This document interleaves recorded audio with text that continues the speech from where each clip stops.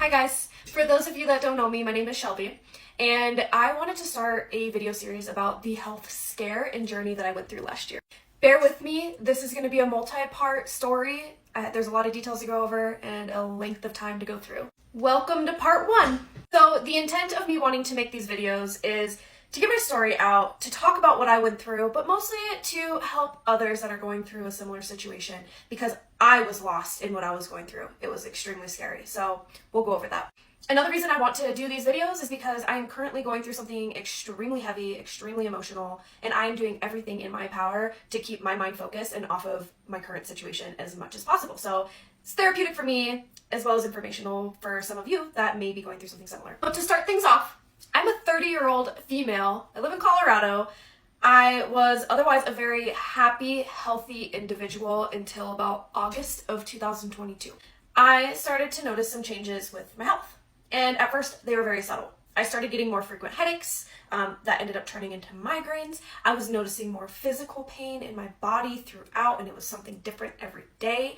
My cognitive levels were starting to decline. I was starting to lose energy like crazy. I wasn't sleeping well. So overall, I was starting to feel this massive effect over my entire mind, body, soul. It was a very bizarre feeling, but I kept trucking through it. I had really good days throughout the weeks as well. So my really bad days, I just chalked up as a loss. It was what it was. I didn't really know what to think of it. So I just kept moving through life like nothing was going on. September of 2022, right before my 30th birthday, is when things really started to take a hike downhill. Stay tuned for part 2. I'm running out of time. Welcome back to part 2 of my health journey. For those of you that don't know me, my name is Shelby, and I am doing a mini video series on a health scare that I went through and what I did to change my life. In part 1, we went over the subtle changes that I started going through in August of 2022. Now we're moving into September of 2022 when things really started to take a turn. I turned 30 in mid-September, and I kid you not, like the day of my birthday, my life was like a boulder rolling off the side of a cliff and crashing down to the bottom. For my birthday, I was down in Mexico with my family celebrating, and everybody around me could tell that there was something off with me. There was something going on. I felt it, but I wasn't sure what the heck it was. I was in this complete brain fog. I didn't talk a whole lot. I wasn't having a ton of fun, which is really strange because I love Mexico. It's my second home. So I was in my element doing what I wanted for my birthday and not able to enjoy it. It was like I was in my element but out of it, if that makes any sense. And then cue in the migraines and nausea. At this point, I was just irritable and experiencing an out-of-body realm. It was really strange. I didn't know how to explain it to other people. So then I started to get in these little mini fights with people because people were like, what the heck? We came down here for your birthday. You're acting weird. What the hell, Shelby? So at that point, I'm just completely shutting down because here I am not feeling well physically, my cognitive level is declined, and now I've got this mental, emotional roller coaster going on because I can't get along with anybody because I'm not being myself right now. And I don't know how to express myself right now because I don't even know what the hell is going on. So here I'm in my head like, is it PMS? Am I pregnant? Do I have the flu? What the hell is going on with me that is causing this major defect in my life right now? At this point, I'm secretly vomiting in the bathroom multiple times through the rest of the trip. I didn't tell anybody about it. I didn't want to talk about it. I have a phobia of throwing up. It just wasn't a pretty scenario, so I just tried to keep it to myself and keep the peace through the rest of the trip and try and enjoy myself as much as possible. But at this point, I'm starting to panic a little bit, like, why am I feeling so bad? It's abnormal. This doesn't feel like the flu. Wasn't sure what was going on. We're running out of time, so stay tuned for part 3. Welcome back for part 3 of my health journey. For those of you who don't know, my name is Shelby, and I'm going over a health scare that I had in 2022. If you want to catch up, go back to part 1 and 2 in my profile and watch from the beginning. One thing I wanted to add about the Mexico trip was that I was completely sober. I had been sober from alcohol for 5 months at this point. I made the best of the rest of the trip. I was looking forward to getting home because we did have our kids with us, and for those of you parents that travel with your kids, you know how it goes. It doesn't matter how many activities are surrounding these kids. They are understimulated at all times. So here I'm going through this health stuff. I've got my kids, needing a million things at a million miles an hour. I was just ready to be home in Colorado and be able to rest. Once we got home from Mexico, I started to feel better. I was like, was it Mexico? Did I eat something there? Was it the flu? Why do I feel better all of a sudden? Like, I feel normal. I can eat again. I don't have these migraines. What the heck? So at that point, my husband and I were like, we need to redo this whole 30th birthday ordeal. We ended up booking this secret trip a week and a half later to go to Florida, to go to Universal and Disney World because I live for that shit. So I was so excited. I packed. I got on the plane, we got there, we went on all the roller coasters, I did just fine. I had a blast. It was an amazing rebound from what I just went through in Mexico. So I was satisfied. My 30th birthday, complete, over. Let's never talk about it again. I was so happy. I was feeling great. I had a lot of fun. It was so cool to go on like this little secret adventure. I love that shit. Side note, we went to the Halloween Horror Nights in Universal, and I absolutely recommend it. It was an absolute blast. But I love Halloween, so again, super happy. So after a long weekend hiatus from reality, we get back home, start to unpack, do the natural unraveling from travel back to back. So at this point, I'm still feeling pretty good. I'm exhausted, but that was to be expected in my mind. A week later, I end up in the ER. Stay tuned for part 4 because I'm running out of time. Hi, welcome back to part 4 of my story. If you need to catch up or you don't know what's going on and you're interested, go to my profile. You can find parts 1 through 3 talking about my health journey over the last year, and make sure you hit the follow button. So at this point, we're back in Colorado from back-to-back trips, and I'm feeling okay at this point. I'm starting to get exhausted, but I figured it was all due to the back-to-back travel. I'm just tired. Friday, September 30th, 2022, I went to go get my hair done by one of my good friends. I was there for a majority of the day, and when I left, I started to feel weird again. I started to feel that out-of-body experience. My migraine started to kick in. This time it was like really heavy on the eyes. As I'm driving down the road, I start to feel kind of sick, like just weird, nothing like I've ever experienced before. And then all of a sudden, I'm opening my eyes and I am crashing my truck into trash cans along the side of the road. It scared the shit out of me. I like came out of this trance and I'm like, what am I hitting? And I look back and I'm like, oh my gosh, like there's people's dumpsters on the side of the road. Like, what do I do? So I try and go pick up as much as I could, and I'm like wobbling and I'm like, I need to just get home. Like, what is going on? I'm scared at this point. I get home, my husband and kids are waiting for me, they're excited to see me, and I'm like in this disassociative state, in this trance, and I'm just like, whoa, like, give me a breather, like, sorry, I'm not trying to be rude or brush you guys off, I'm super happy to see you, but I don't feel good, I'm gonna go lay down. At this point, I'm upstairs bawling my eyes out because I'm not myself. I don't even know who I am at this point. I don't even know my thoughts. I feel like I can't speak right. I'm embarrassed. I'm like, what just happened? Like, this is not me. I don't understand what is going on with me once again. My husband comes upstairs to check on me. He looks me in the eyes. He sees my face and he's like, what's going on with you? Like, something's not right. Are you okay? And I go to speak and I'm like, I couldn't get words out. And the right side of my face started to go numb. I could barely see out of my right ear. My right eye. I could barely hear out of my right ear. My hand was starting to go numb. I couldn't squeeze my fist very tight. And I start to panic really bad at this point. Well, we are out of time once again. So make sure you hit that follow button and meet me back for part 5. I warned you guys, this is a long story. Part 5 of my story.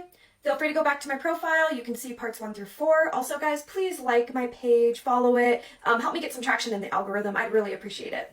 At this point, my face is numb, my vision's off. I'm not speaking properly. My hand has partial paralysis in it. Scary stuff. First thing we think of is stroke or TIA. So husband packs me and the kids up in the car. We head to the closest standalone ER. We get there, they're so busy, they do a quick workup on me and they're like, we don't think it's necessarily a stroke, but to be sure, go up to the hospital, the main one up the street. We get to the main hospital, the waiting room's busy, but they rush me back to triage. They put me on an EKG, my blood pressure's low, my eyes are dilated, my resting heart rate's at like 115, so they were definitely concerned. They started to do a quick neuro workup on me and decided to get me back for CT MRI. Scans come back, everything's negative for stroke or TIA, so they have the neurologist come back and do a further workup on me, and they're just stumped. They're like, we don't know what's going on. They could see that I wasn't doing well, that I was having stroke-like symptoms, but I wasn't having a stroke or anything similar. They did find some tumors in my spine, which at the time they didn't know what they were doing. They weren't sure. So I have since found out that they are benign, but I do have to watch them because if they do grow, they can cause an issue down the road. My blood work finally comes back to the doctor. They said that I was in stage 2 kidney disease, which was off for me. I had some inflammatory markers, but otherwise everything looked normal and they sent me home. My diagnosis at the door was hemiplegic migraines. They didn't really have any information to give me other than they just happen. They don't really know why. There's not really much they can do for me. I can try Excedrin, do the typical migraine protocol, and I just was like, you know what, I'll go home and I'll take care of it myself. I'm not one that takes ibuprofen, Tylenol, any of that stuff. Like, I will find a natural remedy for it at home and we'll go from there. As long as I'm not having a stroke, because I do have a family history of stroke and blood clotting. So just wanted to rule that portion out and was happy to get that at least. I was recommended to follow up on the kidney stuff and the inflammatory stuff, so I went home. The next day I called my PCP and made some appointments to see what I could do. But the thing was, knowing this, having a clear workup from the ER didn't make me feel any better. I still felt the same way. I was still talking strange. I still had weird eyesight and hearing and all of that stuff, so that was really scary. Hi, welcome to part 6. So here's my medical file.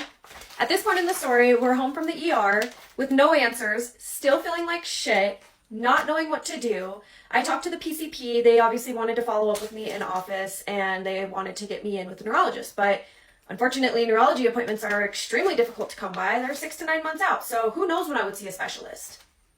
I get in to see my PCP and they do a full workup. They know me. So they're like, yeah, this is abnormal. Your behavior's not correct. The symptoms are off, but nothing is making sense as to what diagnosis they wanted to give because I had all these random little symptoms all over my body. It wasn't really in line with anything specific that they could tell me. So again, they're like, let's reiterate getting you in with a specialist. We want to get your kidneys checked. We want to make sure your brain's doing okay. Let's see about these tumors in your spine and go from there. Okay, bye, have a nice day. That's just how it felt. Like, okay, we get that you don't feel good, but we don't really know what to do for you. Here, once again, here's some Tylenol, ibuprofen. Like, if you want something stronger, we'll give it to you. Of course, I decline. So I go home. I'm just feeling depleted. I'm exhausted. I am just ran over by this train wreck of a health crisis. I rest for a few days. We had a wedding to go to up in Vail, which we were really excited for. We've been looking forward to for months. So I decided to make the trip anyways because I love to travel. And I wanted to support my friends and my family. So we go to this wedding and I do my best to just hold it all together. I'm like, all right, let's put on the game face. Let's have a good time. We'll do the thing. Like, find the energy, Shelby. Just find it within you. And I did. So we go to the wedding. It was beautiful, gorgeous. And at the reception, everyone was like, Shelby, what's going on with you? Like, what's the matter? You seem like really low energy. You seem off. You're not your typical bubbly, excitable self. What is going on? And I'm like, I don't know. I just, don't feel good. Which kind of alarmed a few people because they're like, oh no, like, do you have COVID? Like, did you come to a wedding with COVID? And I'm like, no, I don't have COVID. That's not like the type of not feel good I'm experiencing. It's a little bit more than that, but I'm fine. I'm fine. We ended up going home early from the trip because I just was not doing that good. The nausea and vomiting started to come back and I was done. I'm like, I just need to be home. Guys, I'm running out of time again, so I will meet you at part 7. Please don't forget to like and follow. Here we go, part 7. So I'm home now, feeling like a dumpster fire. Nothing's changing for the better, only for the worse it seems. I'm just depleted and frustrated at this point and don't really know what to say or do. So I just, I had to push through it. I'm a general contractor. I'm the only person in my office to run the show. So I couldn't just give up. I couldn't just lay around every day. So I had to pick myself up and do the best that I could every single day. And I ended up pushing myself every single day because the littlest tasks became monumental for me each day. So looking back through my file notes, I am showing that my listed symptoms, like I kept a little bit of a journal about what was going on. Obviously I was dealing with severe migraines. I had the pressure, the pain, the light and noise sensitivity. I had tunnel vision, ringing in my ears, all of that stuff. The right side numbness, that was still in my face, not as severe, but it was still there. I had weakness in my hand, and it started to go down my trunk line, like down into my leg. I had severe memory loss and brain fog, which then started to really play into that cognitive decline that I was talking about. So I was having trouble speaking. I couldn't find words. I was stumbling over my tongue. I got to the point where I didn't like to talk a whole lot. I wasn't answering my phone. Like, I'm a business owner. I need to answer my phone. I work in construction. I have to answer. But it became an impairment, like a disability. I couldn't answer my phone anymore. I had right ear pain, ringing, stuffiness, hearing loss, severe fatigue, body pain, like throughout, unbelievable body pain. I suffered from emotional and personality changes. I mean, this was a lot for me to go through at 30 years old, being a young, active, previously healthy person, very energetic. I was irritable. I had daily nausea and I couldn't keep food down ever. Like it was always coming up. And then the chest fluttering started to happen. I do remember that. That was a really weird sensation, but I think that went along with like my really high resting heart rate. And then I started to get this occasional tight squeeze sensation around my torso. That got really weird for me. So yeah, just all over malaise. This is all tough to deal with because previously I was a really strong person. I'm a very independent person. I have a high pain tolerance. Like, tattoos don't bother me. I dirt bike for fun. I love going on roller coasters. I love doing crazy stuff. Like, I'm not a sensitive person. So to go through all of this and start to feel like I was turning inward just wasn't a good feeling for me. Guess what? We're running out of time. So see you in the next part. Welcome to part 8 of my story. If you're new here, you can go to my profile and find parts 1 through 7. So now we're in mid-October of 2022. I'm feeling like shit every day still. The cognitive decline is declining. And then I start spiking these fevers. So it started out like 99.8, like real low grade fevers, but I wasn't feeling good. So I checked. And then they started to spike up to like 104. That got really scary. They weren't long-term fevers, but they did spike throughout the day. The chest pain was getting worse. I had the flutters. I had this tight squeezing around my torso. Like somebody was hugging me from behind really tight and like unwanted. I was still having daily migraines. I mean, severe migraines, like don't get out of bed type of migraines. So at this point, my work is being affected. My children are being affected. You know, I'm having a hard time getting out of bed to even participate in their lives. So they're coming upstairs. I'm starting to fall into a depression at this point because I'm like, really? We called my PCP, let them know all of the new and progressing symptoms. They wanted me to take a COVID test, so I did. It came back negative. I didn't have COVID. They just said if my symptoms progress or get worse, go to the ER. And I'm like, okay, sure. Like, they're not going to help me there either, so I'll just deal with it. Halloween night, 2022. Can you guess where I ended up? Yep, the ER. This time I was having difficulty talking. I could barely walk, and my face was starting to droop a little bit. Like I had a little bit of drooping in my eye, and I didn't have a symmetrical smile. So we're scared. Here we go. Like this, we're having a stroke. MRI and CT scans later, no stroke, no TIA. Thank God though, right? But at this point, I'm like, what is it? Like, I'd rather have an answer than no answer because this mysterious, lingering health crisis is not working for me. I asked the doctor about all of my other symptoms, and they basically told me that I was there for my chief complaint because it's an emergency room, that they couldn't really dive deeper into any of the other symptoms. So that was what. The neurologist comes in, re-diagnoses me with complex or hemiplegic migraines, and they put me on an IV. They're like, we need to get this down. We need to get some of the inflammation to settle. So they put me on the migraine cocktail.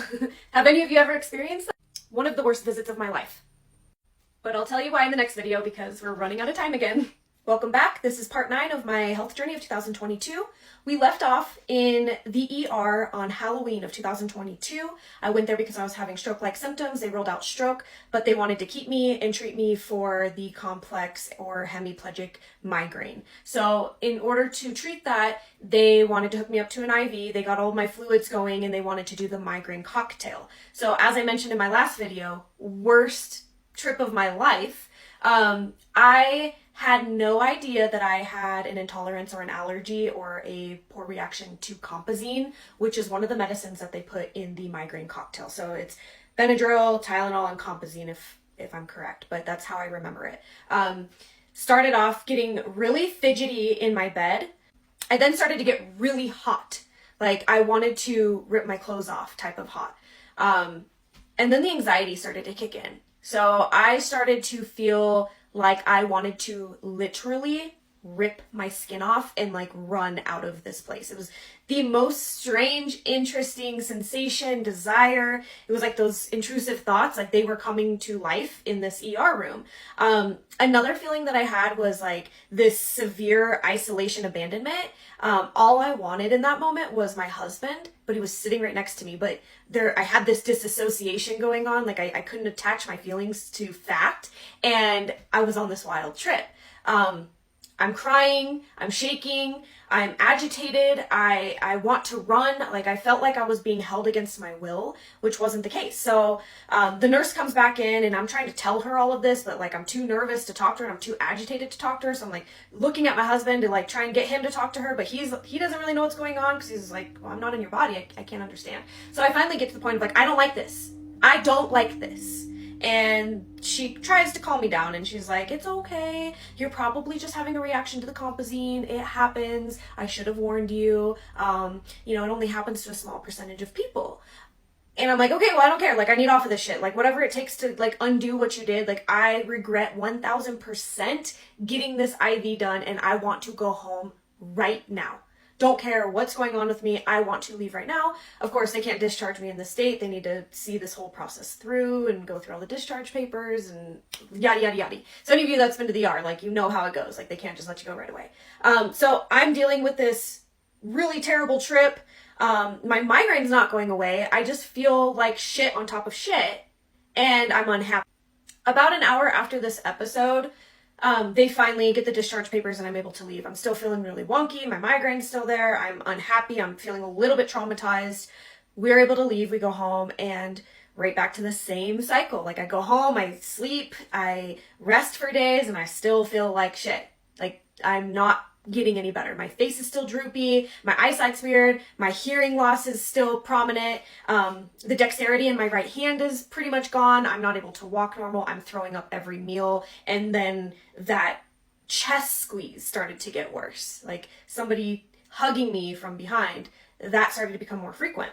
And with that sensation, I started to have really bad asthma attacks, especially in the middle of the night. I would wake up wheezing and like there was an elephant sitting on my chest. So I'm waking my husband up again, like, what is going on? Like, help.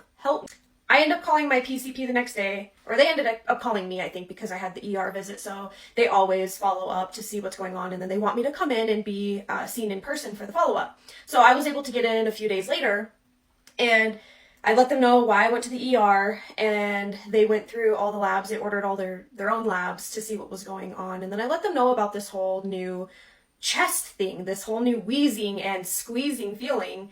And he got really concerned. So my PCP, he listened to my breath sounds, and he's like, yeah, we're going to get you on a steroid, like immediately. You need to start taking an oral steroid. There's something going on with your lungs. And I'm like, great. Okay, cool. Like, so it starts from head and literally goes to toe with me. So what about my kidneys? Like, what's going on with that part of the story from like 5 parts ago?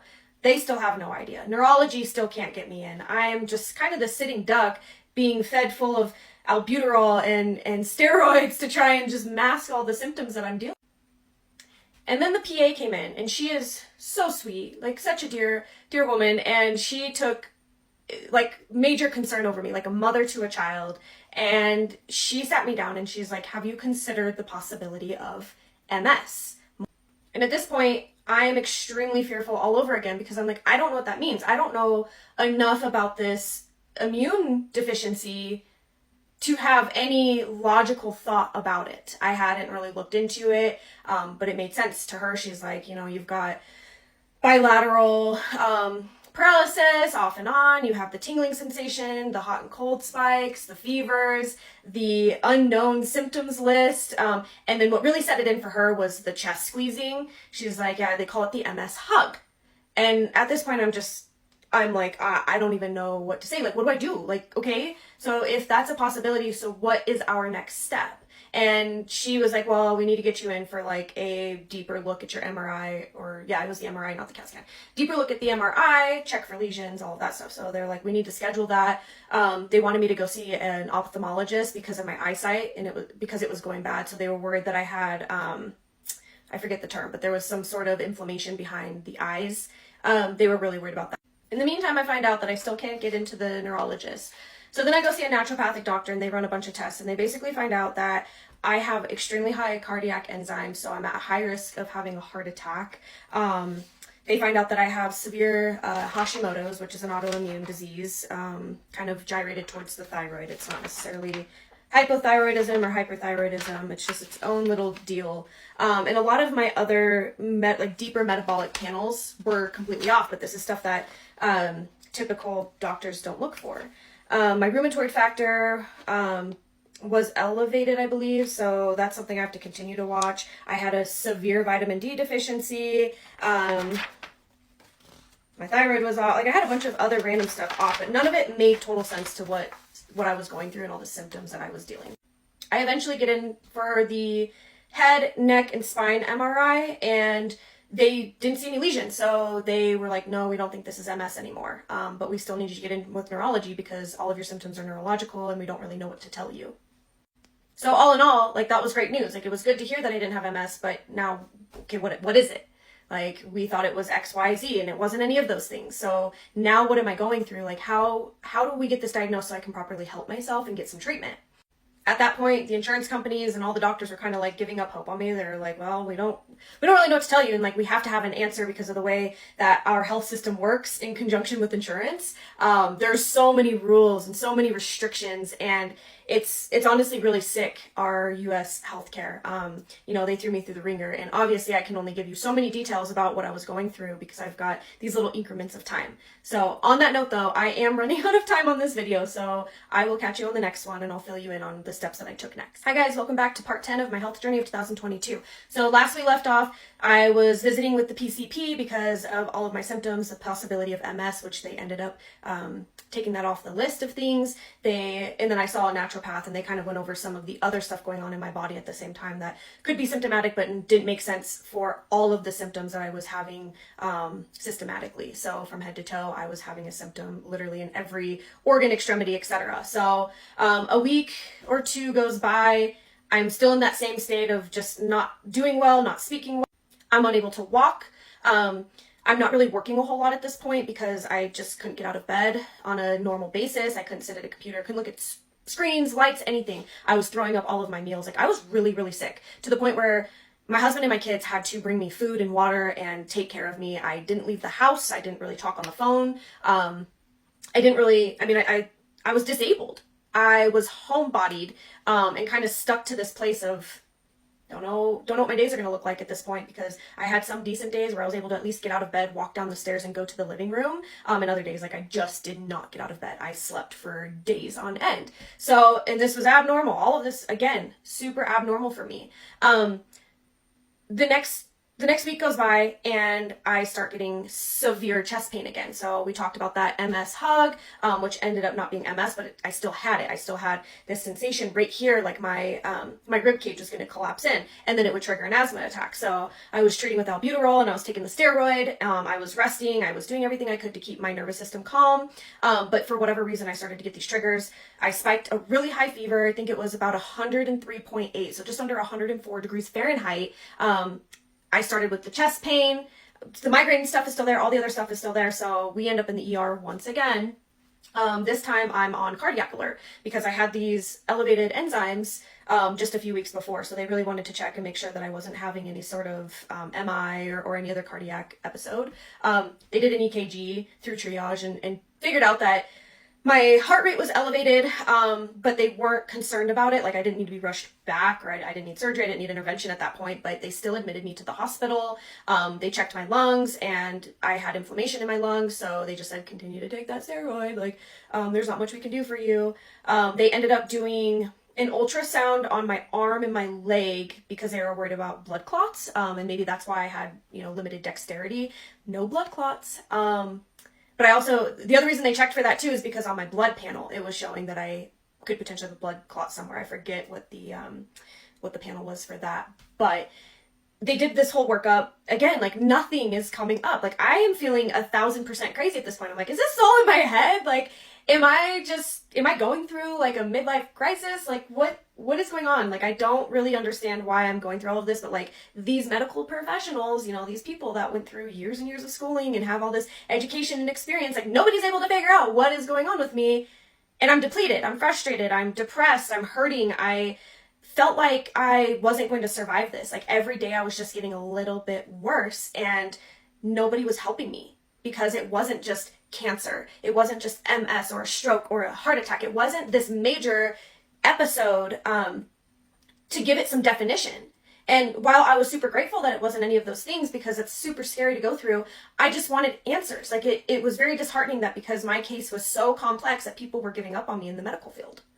It didn't feel fair to me. And it didn't feel fair to my family. Like, my whole entire family and friend base is frustrated at this point. People are chiming in on things to try. I mean, people are like giving me witchcraft items and like, did you try this medicine? Have you thought about this? Oh, my friend dealt with this. Could it be that? Hey, maybe you should go check out my naturopath. Do this, do that, do this, do that. And like, nothing was falling in line to make sense for what I was going through. It just kept getting progressively and progressively worse, to the point where I didn't think that I was going to make it out alive of this. Every day was a challenge. Every day was disabling. Every day I just cried and threw up and moaned and groaned and went through my phases of having 104-degree fevers to it lowering back down, to me freezing, to me shaking. I mean, my mom came over one day and I just sat there and I just shook uncontrollably and had no color to my skin. Like, I was blotchy and bleak. I mean, it got to the point where I called my dad, who lives in Mexico, and I begged him to come home because I'm like, I need you here. Like, I can't run this business. I'm going to have to shut doors. I can't be a contractor. Like, it is way too involved, and I can't even get out of bed to walk to the bathroom normally. And I'm like, I just need your help because I'm going to get into some financial and legal trouble here soon because we've got these major contracts out. So, he ended up coming home. My kids were really freaked out. They didn't know what to think. My husband was really freaked out, all my friends, my colleagues, like everybody was consistently worried about me. And every day I did research, but I didn't have a lot of hope because I'm like, I don't know who to go to. Like, I can't get into the right people because our healthcare system is so fucked up.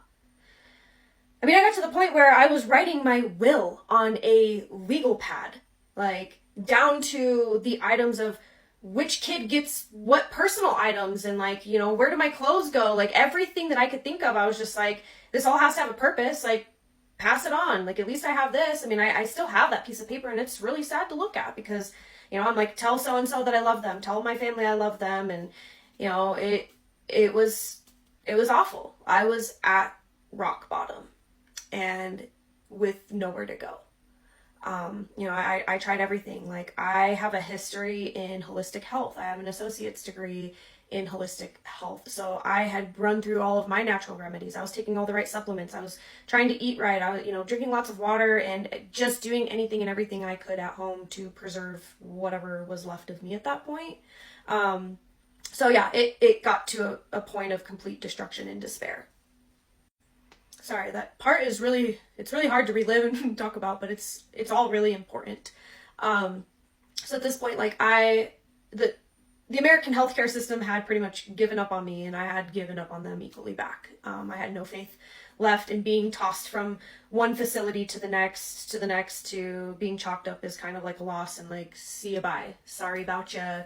Hope you feel better. You know, it was really terrible. So my next step was, my dad, his friends in Mexico, they had an idea because I have my Mexican residency. So I figured that was the next step. That's my second home. I've got family down there. I have friends down there. I've only heard good things about some of the protocols down there. So I started diving in with my dad and some of his friends down in Puerto Vallarta to figure out some options for me to get in places. And I started shifting all of my resources for research there. And one phone call. I mean, it was one single phone call. I was able to get in with the neurologist. They were willing to see me the same day or the next, but I had to schedule 2 weeks out because that's the only time I can get a flight down there. So just the amount of communication and the attentiveness just over the phone was incredible. I was already like, okay, I feel like I'm in much better hands already than I have been over the past few months at this point. So I am running out of time though, so I'm gonna have to make another video to start getting into my journey down in Mexico.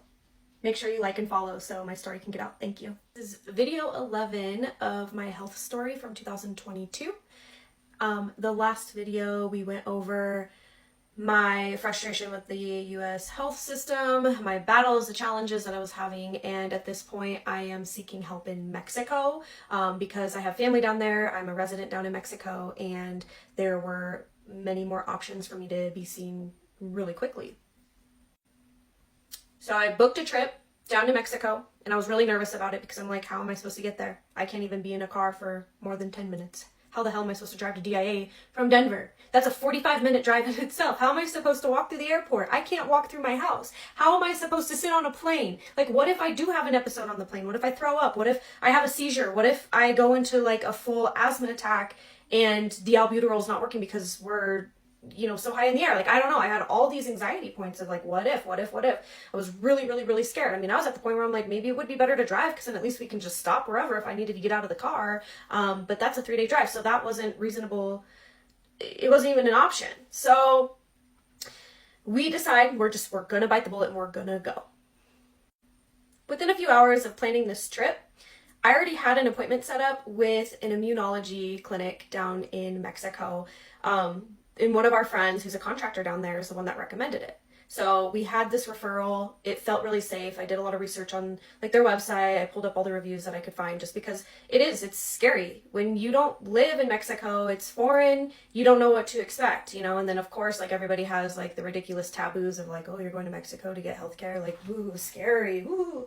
No, like that is just ridiculous at this point. So, but anyway, so we made an appointment with Immunology Rejuvenate. It's a clinic down in Puerto Vallarta in the Marina area. The travel down to Mexico was quite challenging. I did my best though. Like I knew that I was going for a greater purpose, so I took every ounce of energy within me to make it through the whole travel portion.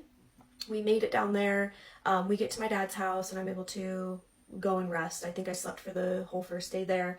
And then we kind of dove into the whole health crisis. We got in to the appointment at Immunology Rejuvenate, and I was able to meet with the two head doctors there pretty much immediately. They did a full workup on me. They were immediately concerned. They were compassionate. They took probably 2 hours with me to go over everything. I mean, I was poked and prodded and felt and looked at and examined more in that 2 hours with these two foreign doctors than I was in the entire 5 months previous here in Colorado, in the US. I was kind of like well, I hope you feel better. Like, well, we don't see anything right off the bat. It's not just an obvious case, so sorry. But in this 2 hours, I mean, they did every neurological examination that they could do topically. I mean, just like having me do different things with my fingers, and each time I missed a step, that meant something else. Like, they could see that my right eye, so the one that I was having trouble seeing out of, had a different shape. Like, there was inflammation behind the eye, and also my pupil in my right eye was non-reactive. How do we miss that? Like, that's just a simple light test. I learned that in my basic EMT school back when I was working in EMS and all of that. Like, there were so many simple protocols that could have been taken to recognize that there was something deeper neurological going on. Another symptom that I forgot to mention many, many moons ago was my hair was falling out, like, at alarming rates. Like, I would do this and I would have chunks of hair in my hands. Like, that's not normal. And I did let my doctors know all of this stuff too. So now they're looking at, like, okay, we need to do a lot of blood work because this can be, they palpated my abdomen. I had distension. I had swelling in areas that I wasn't supposed to have swelling. They felt for my back, and I had immediate pain upon palpation in my back. Right where my kidneys and my liver fall. So they took an utmost level of concern on me. So just in this 2 hours of meeting these doctors, I felt safe. I felt heard. I felt understood, and I felt hopeful that I went to the right place. I found the right people. But I wasn't just going to dive into the first place. So I went and saw 2 other clinicians while I was down there as well, and they did the same thing. I mean, one of the other doctors that I saw, they spent at least an hour with me, and they went over, all these options and all these ideas of, we can't pinpoint it just sitting here right now. We need to do blood work and figure some things out, but we think we can help you. And one doctor even offered to help me with my migraines by doing Botox in the back of my neck. Even if it was temporary help, he's like, at least you can get some of that strain off. He ended up doing it in my jaw because I had partial lockjaw, and then in the back of my neck. And it did. It helped resolve the major symptoms of the migraine. So I was able to kind of like relax a little bit and see and, move my mouth and all of this without excruciating pain anymore.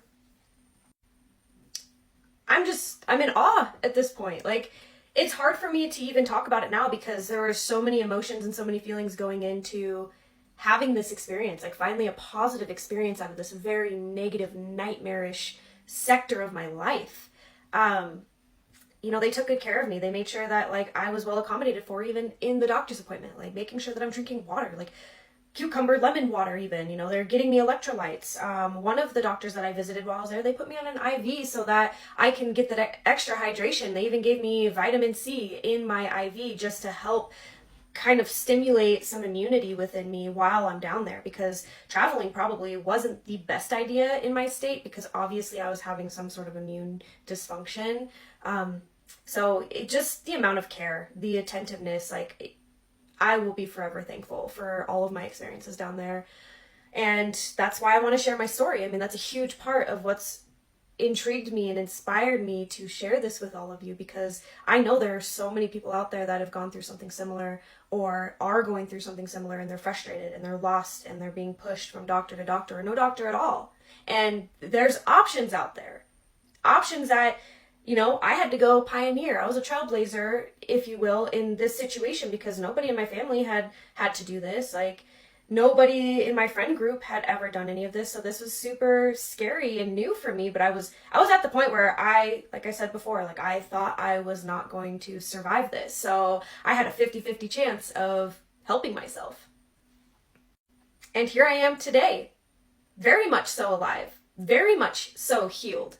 In fact, I feel better now than what I did prior to this sickness. So it's super important for me to share my story, whether it falls on deaf ears or if it helps somebody. I'm just happy to get it out there. I really do hope that I could help other people in this process, because I was alone and I didn't know where to turn in my situation. So yeah, it's been a wild ride, but I once again am running out of time, so I will have to explain the rest in another video. But I thank you all for supporting me and listening to my story, and those of you that are following it closely or not, or just chiming in, like, I really do appreciate it. It does mean a lot. If you can, follow my page, like my videos so they can get some traction out there. So once I start getting into the good details of like the treatment portions, hopefully those videos can be they can be seen a little bit more for the option to help somebody else. So thank you.